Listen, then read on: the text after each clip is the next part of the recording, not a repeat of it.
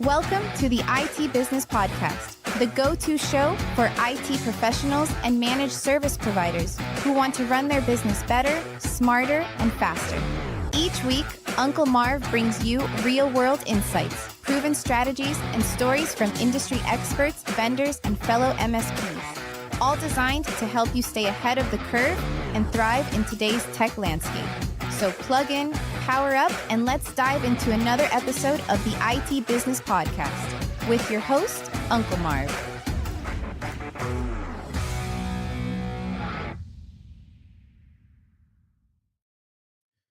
Hello, friends. Uncle Marv here with your weekly live stream of the IT Business Podcast, the show for IT professionals and managed service providers, where we help you run your business better, smarter, and faster. Welcome to the show, folks. This should be a short one tonight. I do not have a guest, and I did that intentionally because I needed to bring you the conference recap and swag show, so we're going to talk about that tonight. Before we get to that, I want to share a couple of stories of what's going on with me and my business, because sometimes you guys like to know. You've asked me about it, so I'm going to tell you, and a couple of quick little news stories.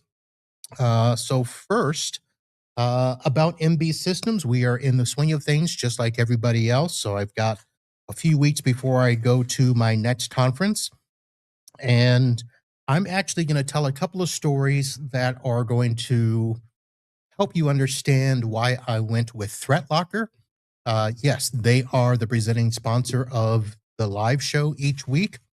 And I'd probably talk about them even if they weren't. So let's get that record straight. But one of the things that ThreatLocker does for me is it changes the conversation.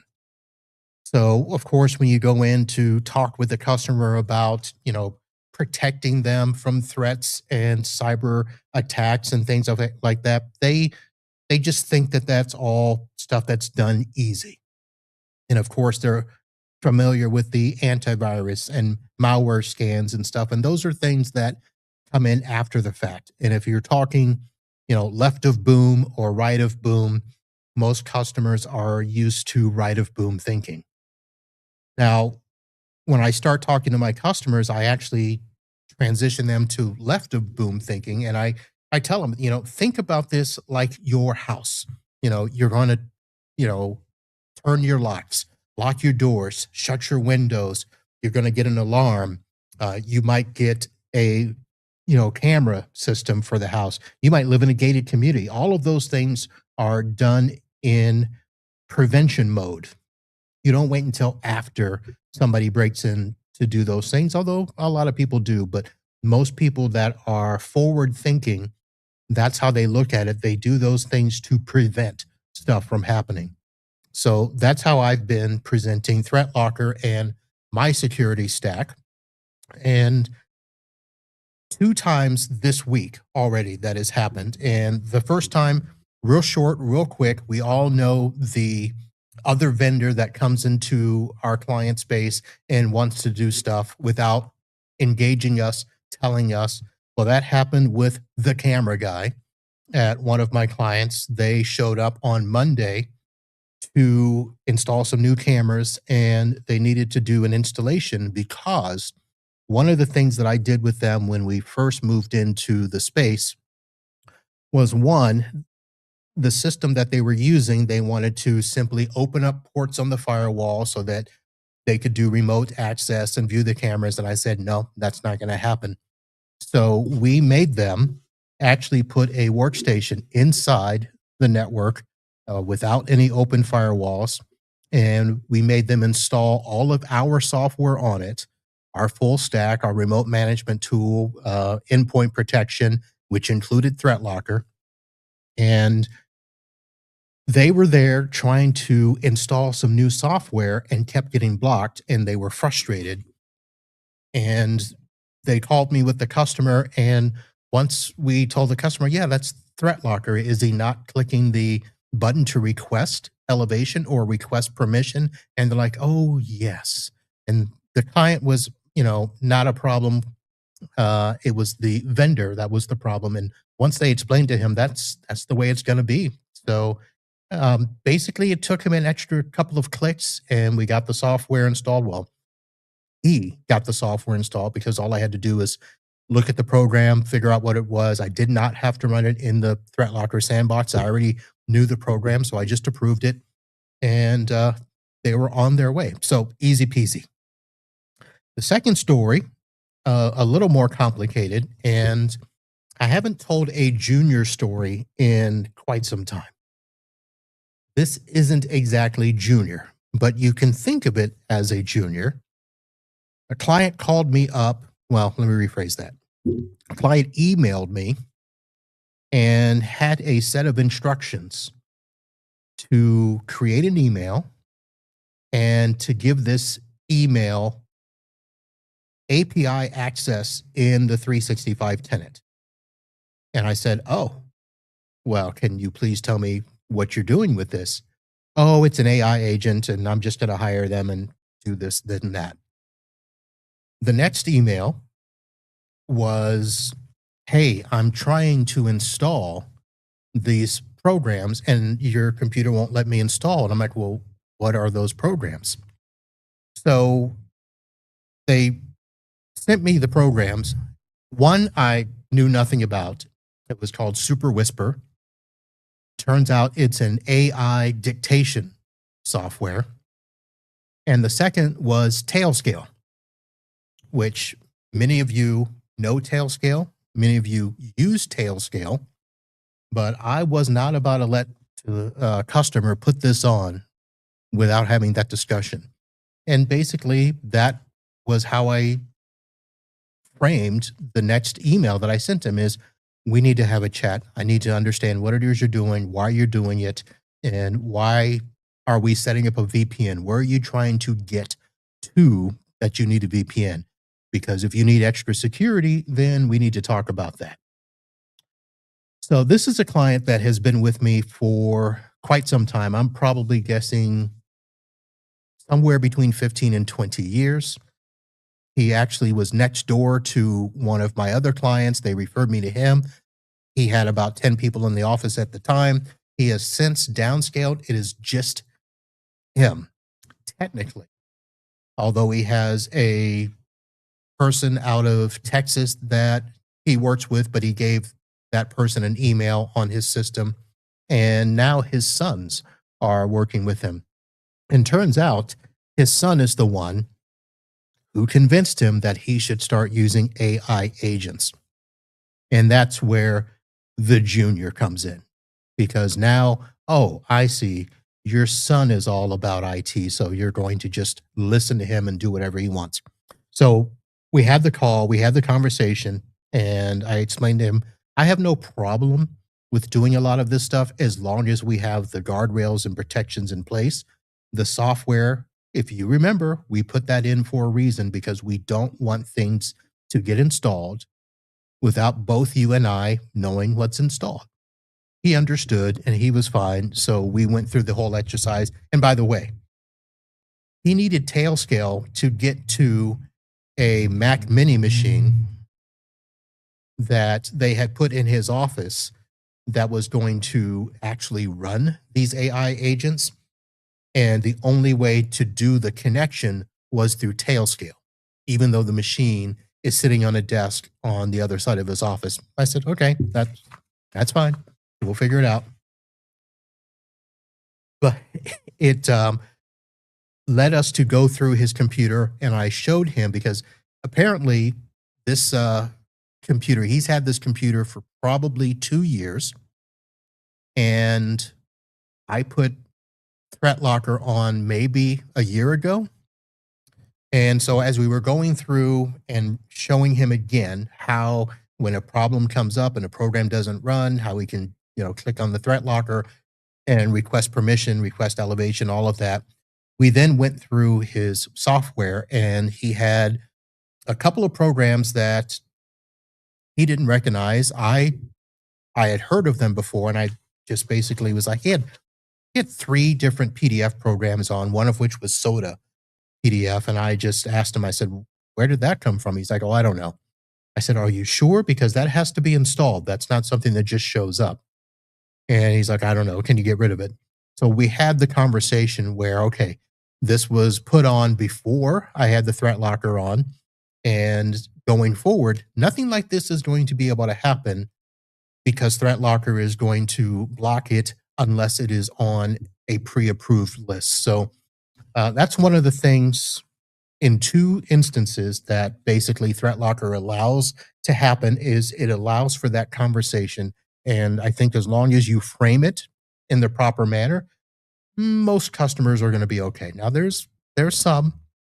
I have AJ who just is frustrated as heck because he cannot install what he wants when he wants. And I just have to remind him, AJ, that's not his name. I can't install stuff either unless I give myself permission. So we have those discussions. So that's my commercial for our good friends over at ThreatLocker. Another thing that happened is I normally don't order product from Amazon unless it's for our business or our home. I don't order stuff for clients through Amazon. I still go through the disties unless it is just simply not available. And with the high price of memory, it turns out that a computer that I wanted to upgrade, I actually had the computer here in stock, but instead of 16 gigs, I wanted 32 for this customer. And when I went to go look at memory prices, holy cow. You've seen the prices. You know that they're high. It was actually cheaper for me in the long run. Not exactly, but it was just as much for me to order a computer off Amazon than it was to order a single stick of RAM. So I did that.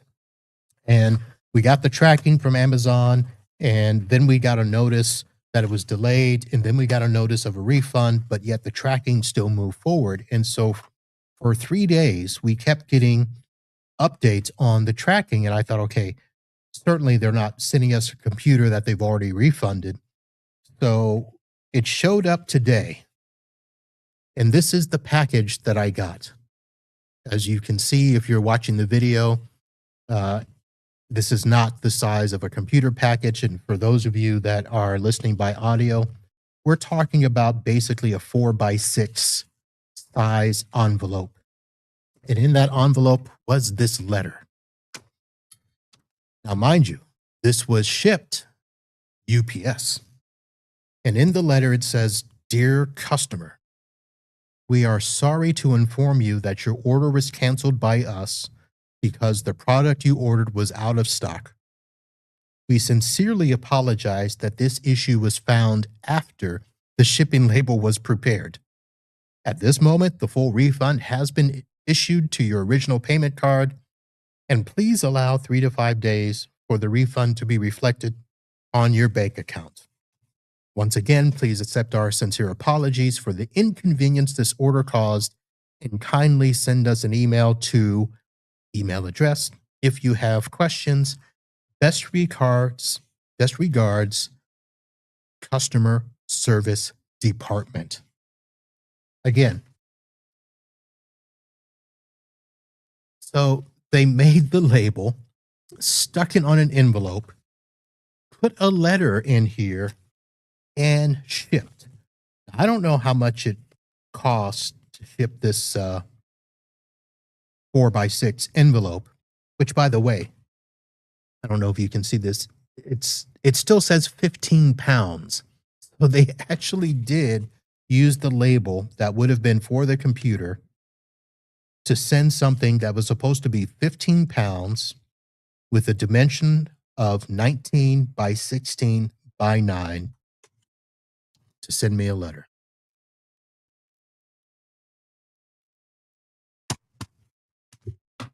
Hope you're having that kind of fun as well. So that is that. Let's see. I've got a couple of news items that I want to tend to. If you by any chance are caught up on the shows then you know I just did a show yesterday about cyber insurance. This falls right in line. MSP Channel, which is a internet news site, analyzes how cyber insurers are tightening requirements around RMM, MDM, and identity security, making hardened MS pool. Can't read, can I? Making hardened MSP tooling a prerequisite for coverage. Using recent breaches as examples, it highlights mandatory controls like enforced MFA on RMM, no exposed RDP, granular RBAC, and multi-person approvals for high-impact actions. This was a story that was released yesterday at msp-channel.com. I will have the link so you can read the full story yourself. I'm just giving you the quick highlights. And then there is another story from our friends over at Acronis. The title of the story, What is an MSP in 2026? Why basic IT is a $4.88 million liability. And to sum up what they have here, Acronis argues that traditional basic IT support is no longer viable as ransomware and credential abuse drives up breach costs, pushing MSPs to become security-first providers. This article blends market data with prescriptive guidance on modern MSP services, including continuous monitoring, integrated backup, and advanced protection. So we are going to hear a lot more about these things ramping up in 2026. We thought the last couple of years were bad. It's going to get worse. So, all right, we are going to continue on with the show and talk about the conference recap and swag right after this message. Is your business truly protected from cyber threats? ThreatLocker is the gold standard. Zero trust endpoint protection, trusted by IT professionals everywhere. ThreatLocker blocks everything that is not explicitly trusted, denying all applications and scripts from running unless explicitly allowed, and also includes ransomware. Easy to deploy, easy to manage, and backed by a 24/7 support team that is lightning fast with response times around 60 seconds. Stop cyber attacks before they start and sleep easier at night.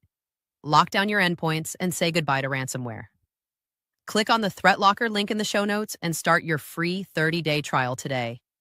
Be sure to also check out our other amazing sponsors, NetAlley, whose handheld network test and analysis tools give IT pros fast, easy visibility into wired and Wi-Fi networks so they can quickly find and fix problems.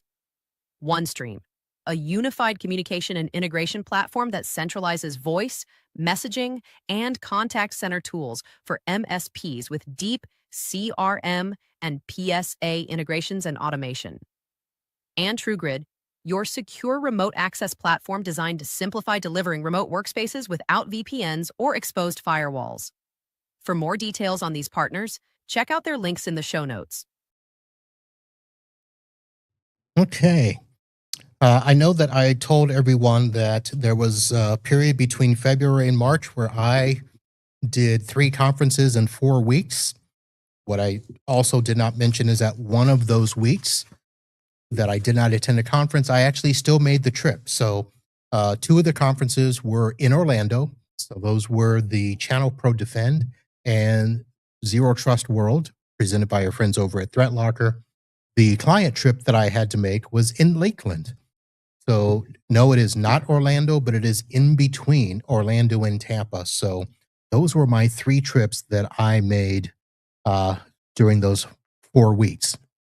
So I just want to give a little bit of a recap. I know I did a very quick recap on the IT/MSP/AI/telecommunication conference that was here in Fort Lauderdale.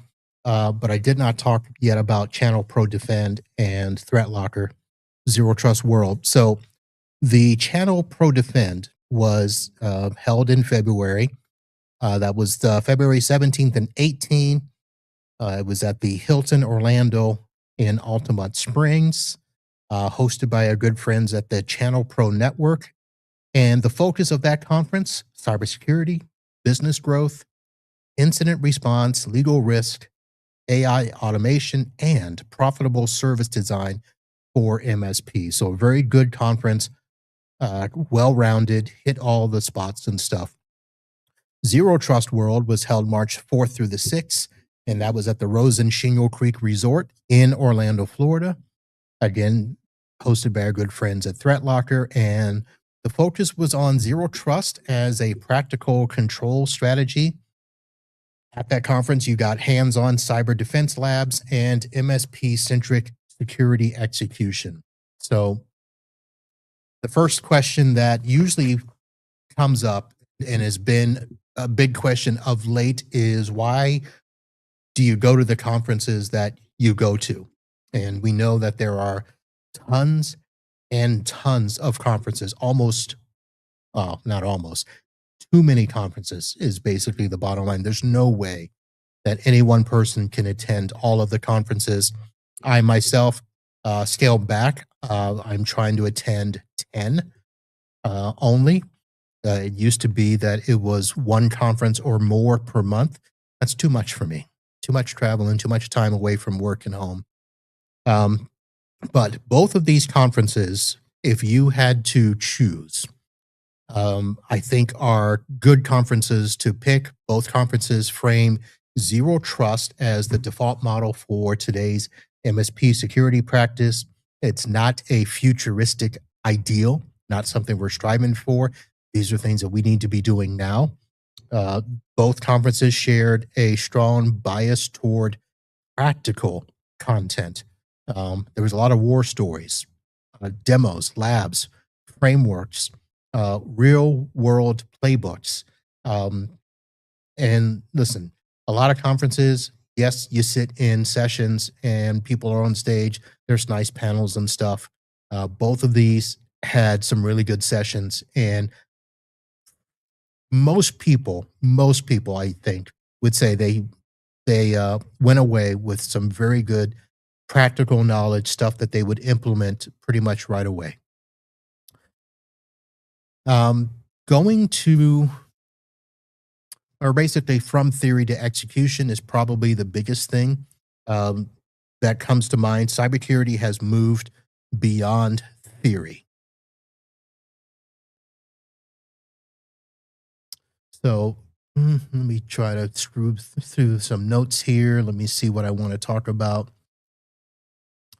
So ThreatLocker actually did a couple of great things. So of course they had product announcements, and the big product announcement, not that it was any big secret, is they've got this new zero trust network access. So ZTNA / cloud access. They introduce features that are designed to move customers away from the traditional VPN model toward a more granular identity-centric access. So these are basically designed to, help us with credential-based lateral movement. They also talked about some announcements zeroed in on account takeover, mailbox compromise. Danny Jenkins, the big quote that I remember for him saying is, bottom line, if you got a customer who keeps getting phished and someone's getting in the mailbox, this solves their problem. It's highly probable that somebody is going to get into their account. So they did several lab topics there. They showed Windows and Active Directory exploitation, SQL injection, malicious USB stuff, quotes rubber ducky. They had, and I don't know how many people they did this with, but they actually brought on stage some people. Each person had 5 minutes to show an attack and show how quickly that could happen in real time. I think all of them were successful except for one, and I think just because they ran out of time and had issues with the computer connecting to the display. So we had that. But what it does is it showed us a way to understand not only how attacks work, but also how to detect them and stop them in real environments. So it wasn't something where they just showed, screen images and PowerPoint presentations. These were computers connected to the network in real time. Let's see here. So Both conferences also considered the idea of having us build stack and services around real world problems. So, ThreatLocker basically, as their own example, their platform evolution was framed as starting from specific MSP pain points like ransomware, app control, remote access, and now they're building on all of these targeted controls. So they've added the EDR, they've added the user store, they're adding the ZTNA, all of these things that they're kind of building around based on what they're seeing out in the real world. The advice that was given is to basically make a list of your incidents that happened at your clients in the last year and design your stack and processes to solve those problems instead of just chasing what's new every year. So instead of doing that shiny object syndrome, look at what you're actually dealing with and build your stack around that. ThreatLocker, of course, continued with the Cyber Hero certification courses. You could earn a certification, which would reinforce skill building as part of adopting Zero Trust.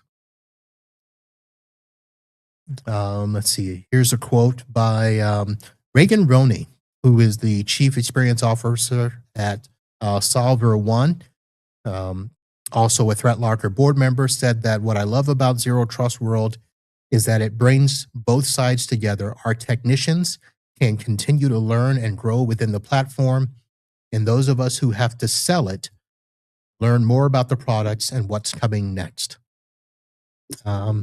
Staying with ThreatLocker, you probably by now have seen or heard my interview with Brian Weiss, CEO and Chief AI Officer of iTech Solutions. He's also a ThreatLocker board member.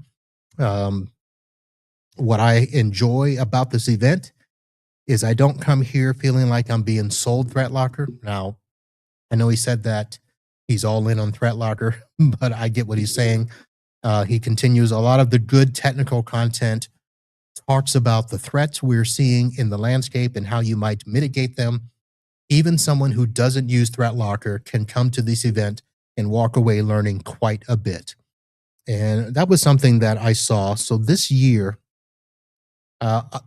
different than the previous years that I've attended ThreatLocker, I believe this was the first year where there were probably more system admins, IT pros that were not MSPs. Now, granted, there were still a lot of MSPs there, but it certainly felt like there were a lot more outside of our space.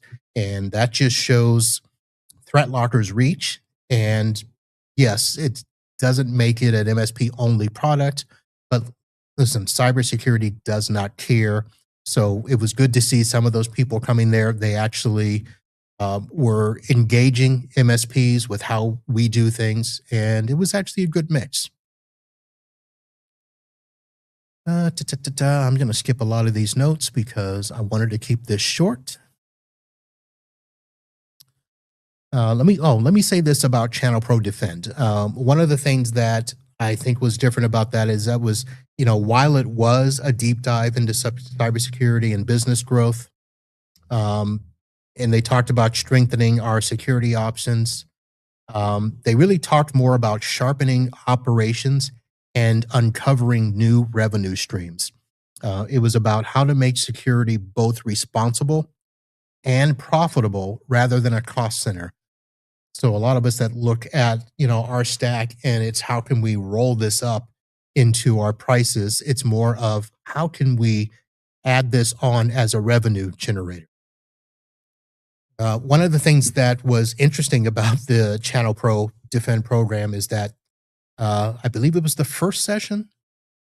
It was called the Bourbon Icebreaker, and it had Marissa Maldonado, Frank Marino, and our good friend Bradley Gross. They sat up on a panel, but it was a little different. It was a little laid back panel. They had a real world discussion on choosing security tools, alignment with stack. They actually talked about budget reality, which is something that doesn't happen a lot. Integration and client value. There was a big discussion on, why tool sprawl hurts margins and, of course, hurts our clarity in what we're doing for their clients. So there was some good discussion there. I'm going to skip through that.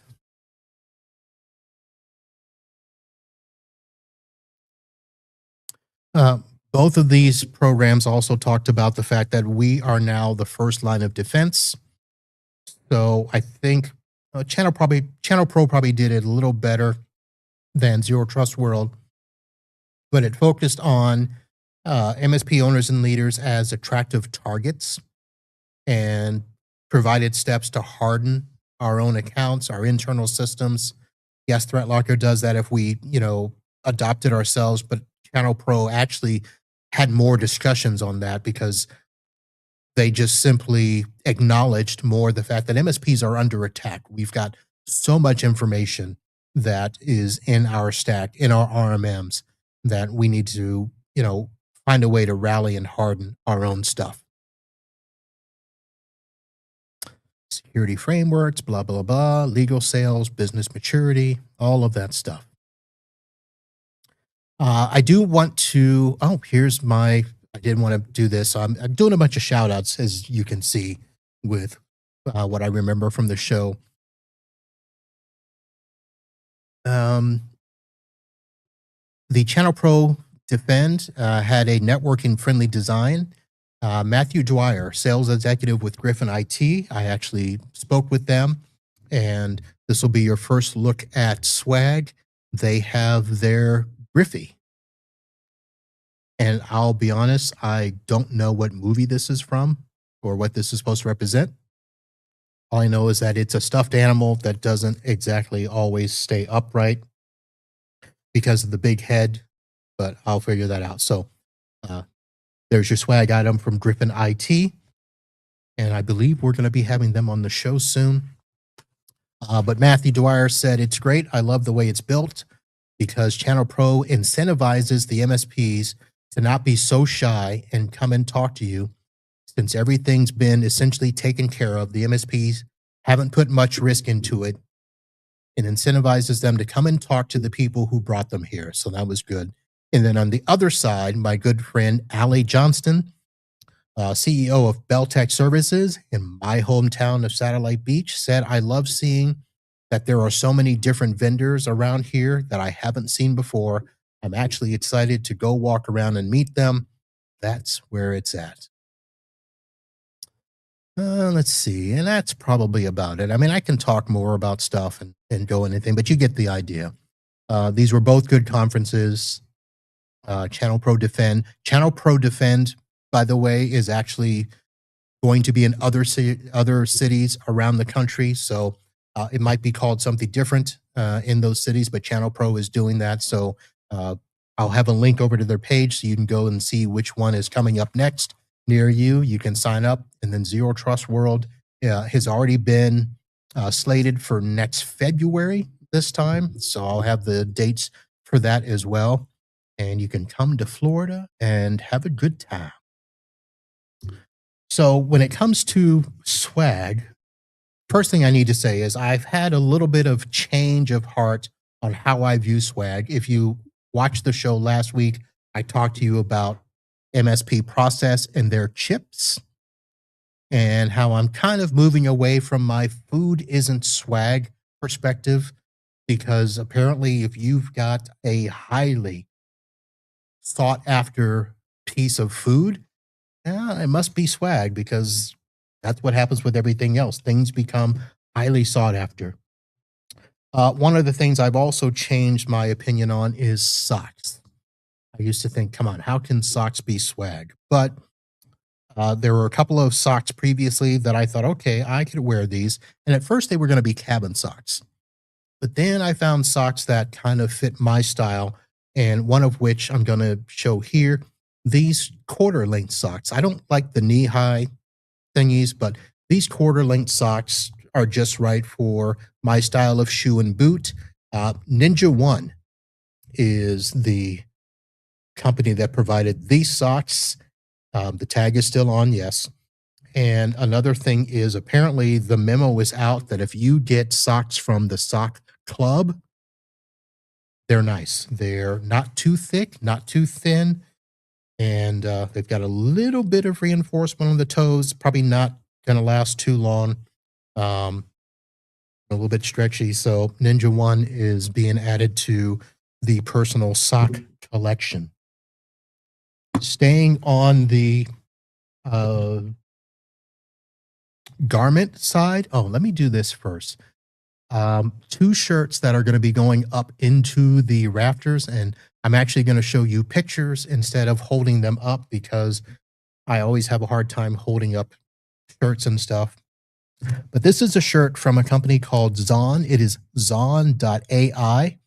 It is a cybersecurity company, and not one that you would know because this actually came from the MSP Expo here in Fort Lauderdale. So the front of the shirt just has a little nice pocket logo on. It is a champion shirt, which has the customary logo on the side.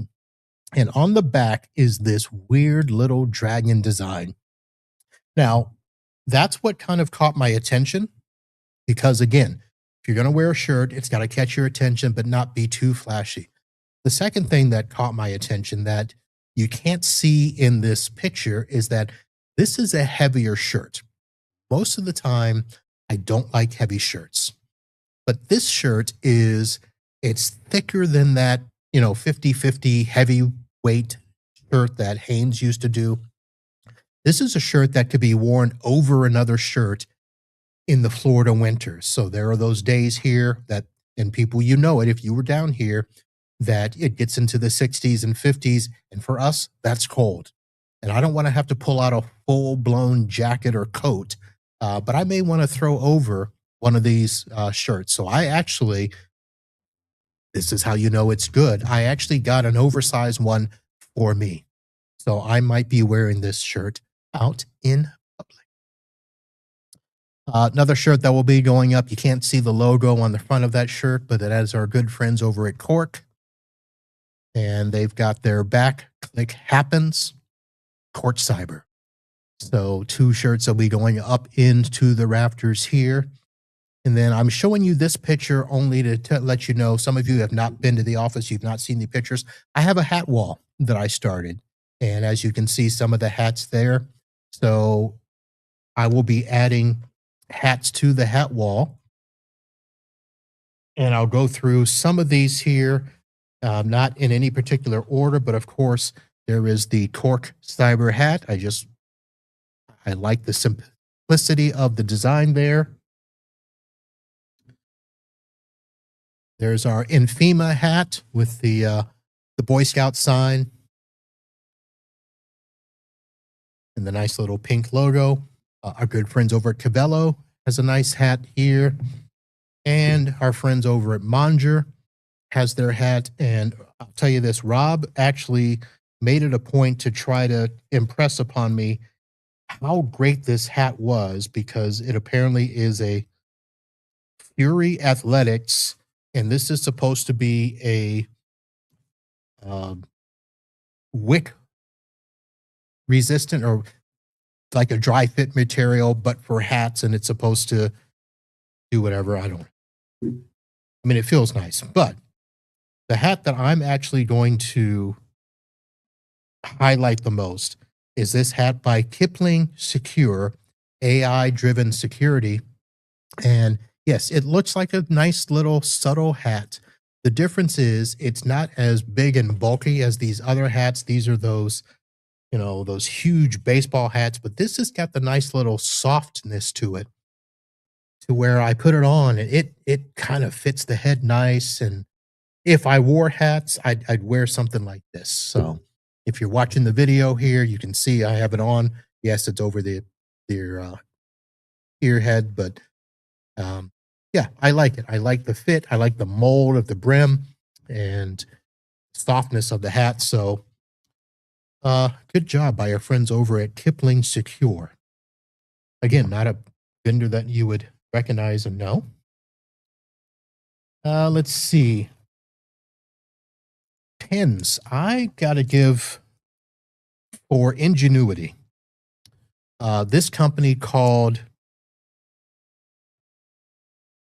Gigtail. So I know I should have taken a picture of this. You're not going to be able to see this pretty good. This is not just a pin. It also has a ruler along the side. It's got a straight edge. And on one side, it's got inches. On the other side, it's got centimeters. And it also has a level in there as well that you can stick this on something and see if something is level or not. Now, mostly we're computer people. The only time we're going to see if things are level is if we're putting up racks or something in a server closet. But this was a nice little attempt. I mean, it doesn't write very well. It doesn't click like I like pins to click. You have to twist it. I don't like that, but good effort for the pin there. The pin that I did like the most, actually, a very simple design, Infotech. It's a little thinner than I normally do, but it is the click pin with the knob at the top. And this was the smoothest writing pen of all the pens that I tested. Remember, it's not always about the feel and the weight and the clicks. It's also how does it write? And I hope that this pen writes for a very long time because I like the smoothness of the ink when it comes out. Now, this is a two-part because I first want to say Cavello provided this this tag, although it's not.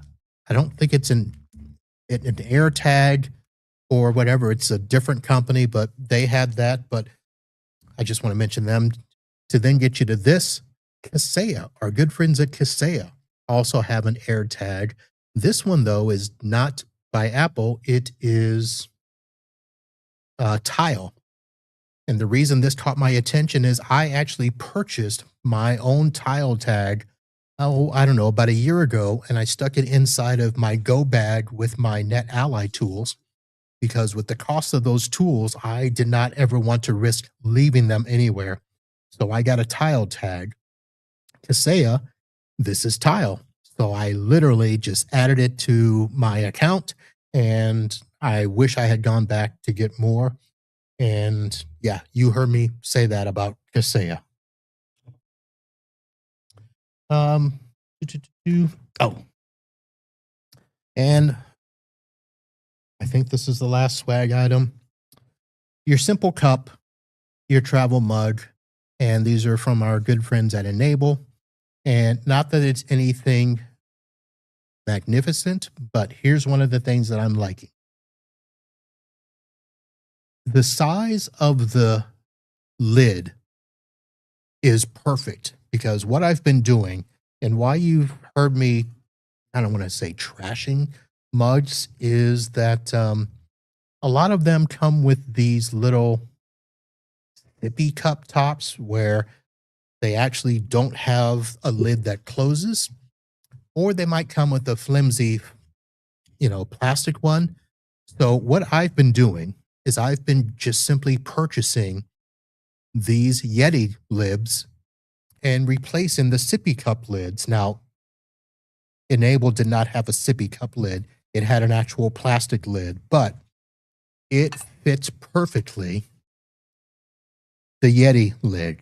And that's what I want. I am so happy with any mug that has the same size opening where I can replace the lid with the Yeti one, and it actually makes these mugs. So some of these mugs, when you actually get down to it, they actually have good insulation. They're actually good for hot or cold, but the lid is where it fails. So all I have to do is upgrade the lid and we're good to go. So for a lot of the vendors that are so upset where they think they have to get the Yeti mug and they're so expensive, no, you don't. Just get the right style mug. I can put my own Yeti lid on it and we're all good to go. So, yahoo. All right. That is it for swag. I showed you the Griffey. And by the way, I'm probably going to be redoing my shelves here. I've got to, I've already put a call into the brother-in-law, and what we've got to do is we're going to have to cut out these little slats and then get a board to go across so I can put more stuff on there. And then more of this swag can sit behind me And then, of course, I'm going to redo the studio so you can see more. We'll figure it out. But it won't be anytime soon, but that's something we'll probably work on probably sometime this summer. Right now, I've got client projects. And if some of you have not been keeping track, this is going to be, I believe, episode 981 or 982. We are getting close to 1,000 episodes. Now, they all have not been the IT Business Podcast. Yeah, this will be 982. This show started out as a program called Podnuts Pro. I was not the original host, but I took over at show number 81 with some co-hosts, and those have gone on to do bigger and better things. And I rebranded to the IT Business Podcast, but I kept the same numbering.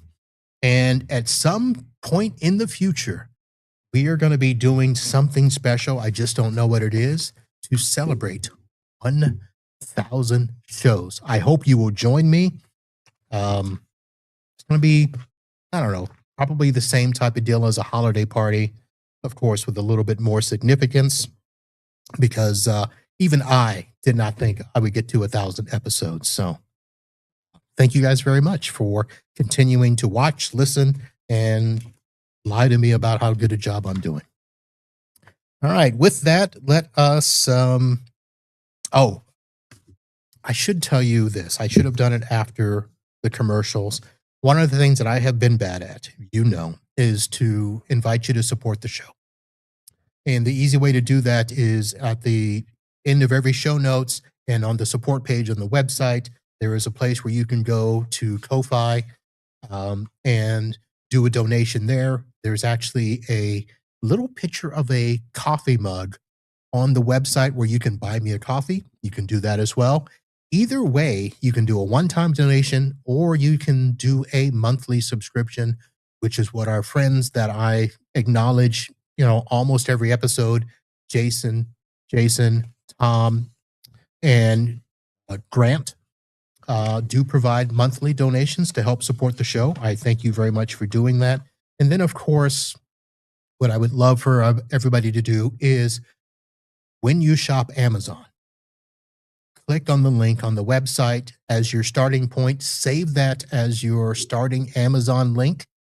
I am going to do better at some point with updating the homepage that shows you tools that I use, products that I use, products that other listeners use, things that you would find helpful if you were to go look for something. And that's anything from cables to tools to Net Ally tools that I talk about. I just did a show on this little product here, which is the newest in the Net Ally family. This is the 1500.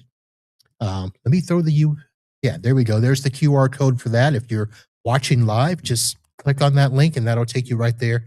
This comes in at $14.95. Actually, it's less on Amazon. That if you need a starter tester tool that will validate network connection and then do basic testing of cables, whether they're patch cables or cables in the wall to the patch panel, this will do it. It's a pretty good starter kit to get started with. But use the Amazon link to, shop on Amazon. You shop as you normally do. You don't have to pay more or anything else. Amazon gives me a little bit of commission on the back end, somewhere between 1% and 3%. So it's not a lot, but it does add up. So put a note on there to remind me to do that. And we are going to end tonight with the Florida Man story. And I've not done a Florida Man story in quite some time. But I wanted to do this one. And I have another one that I'm actually going to end up doing an entire episode on, because you will not believe that story when I tell you. But tonight, let's see, a more sophisticated Florida man made news in a federal courtroom. So prosecutors say a Miami-based man led a crew that specialized in ATM jackpotting, which is a type of cyber-enabled heist where criminals infect ATMs with malware or specialized devices to force them to spit out cash on command. So instead of the crude smash and grab tactics, they allegedly targeted the machine's software and software and security vulnerabilities, allowing them to drain more than $2.6 million from financial institutions across multiple states. The operation reportedly involved coordinated trips to the bank, late night withdrawals, and careful attempts to avoid detection while the machines distorted money much more than the normal transaction amount. So there was a ringleader here from the state of Florida. He pled guilty to conspiracy, bank larceny, and accessing a protected computer in furtherance of fraud. So that plea ties him directly to a broader multi-state scheme that required technical knowledge, planning, and logistical support. Let's see. Authorities have highlighted the case as an example of how traditional bank theft has evolved. Instead of masked robbers storming a branch, you have small teams with laptops and custom hardware quietly coaxing ATMs into jackpots. Now, for all the jokes about Florida man, this one underscores a serious trend. Financial crime that straddles the line between street-level theft and full-on cybercrime. So that story was first released March 22nd with a press release updated on the 23rd. I will have a full link to that, and you can follow the adventures of Florida man. And Michael Matthews, thank you for saying hello there. Yes, we did see each other at Zero Trust World. Thank you for joining me here tonight from over on the LinkedIn. That is going to do it, folks, for this episode of the show. Thank you. I will be back. Let's see. I think I've got 2 or 3 audio episodes that will be released. And then next week, I have a live guest.